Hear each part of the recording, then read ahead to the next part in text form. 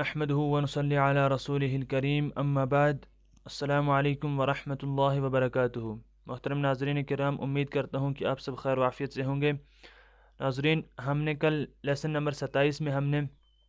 تختے number 17 وقف کرنے کے قاعدے پڑھے تھے،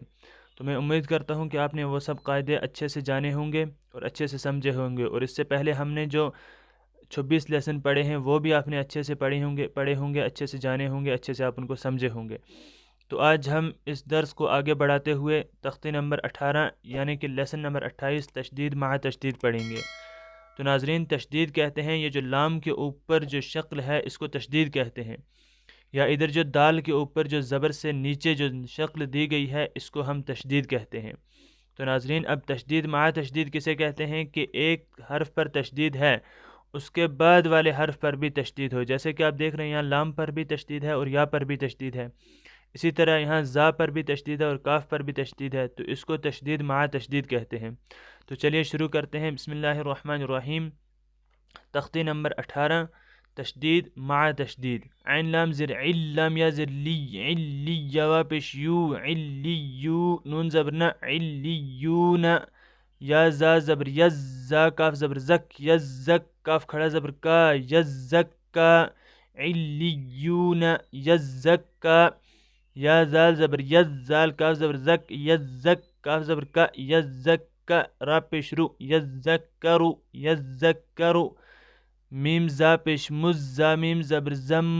مزم میم زیر می مزمی لام پیش لو مزملو مزملو میم دال پیش مد دال سا زبر دس مدس سا زر سی مدس را پیش رو مدسرو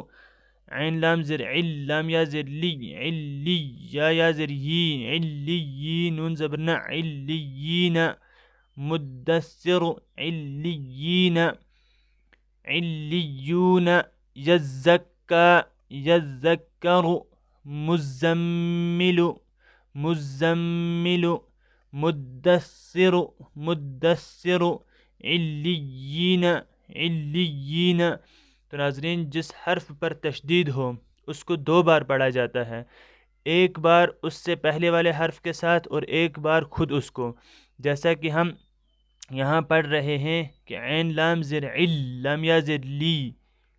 علی، تو ہم نے لام کو پہلے عین کے ساتھ پڑھا پھر الگ سے لام کو پڑھا۔ اسی طرح آپ کہیں بھی پڑھیں تو اس وقت جب بھی تشدید ہو اس کو دو حرف کے ساتھ ملا کر پڑھا جاتا ہے، ایک پہلے والے حرف کے ساتھ ملا کر اور دوسرا خود اس کو، یعنی اس کو دو بار پڑھا جاتا ہے۔ تو اب آپ نے سمجھا کہ تشدید مع تشدید کسے کہتے ہیں کہ وہ حرف جس پر تشدید ہو اور اس کے بعد والے حرف پر بھی تشدید ہو، تو اس کو تشدید مع تشدید کہتے ہیں۔ اور اس کا طریقہ بھی آپ نے جان لیا کہ اس کو کیسے پڑھا جاتا ہے، کہ ایک بار اس سے پہلے والے حرف کے ساتھ ملا کر اور ایک بار خود اس کو۔ تو میں امید کرتا ہوں کہ اس کو آپ اچھے سے سمجھ گئے ہوں گے۔ تو ناظرین، اچھے سے سمجھیں، اچھے سے جانیں، تو انشاءاللہ ملتے ہیں اگلے ویڈیو میں، تب تک کے لیے اللہ حافظ۔